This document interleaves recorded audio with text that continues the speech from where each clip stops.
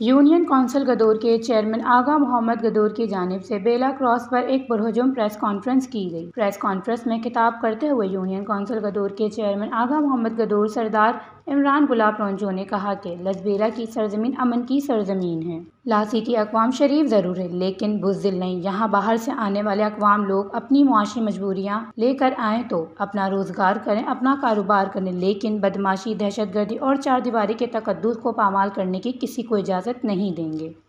نواب of لسبیلا جام کمال خان خود بھی شریف النفس پرامن نواب ہیں اور اپنی لاسی اقوام کو بھی ہمیشہ پرامن رہنے کا درس دیتے ہیں۔ شہید جان محمد گدور کی شہادت انشاءاللہ رنگ لائے گی اور شہید جان محمد گدور کے قاتل عبرتناک انجام سے دوچار ہوں گے۔ لاسی قوم امن کی علامت اور امن سے رہنے کا درس دیتی ہے۔ ان کا مزید کہنا تھا کہ لاسی کی عوام اپنے ننگ ناموس کے لیے ایک جان محمد گدور تو کیا 100 جان محمد قربان کر دیں گے۔ بعد ازاں شہید جان محمد گدور کے ایصال ثواب کے لیے اجتماعی دعا بھی کروائی گئی۔ وش نیوز، بیلا، بلوچستان۔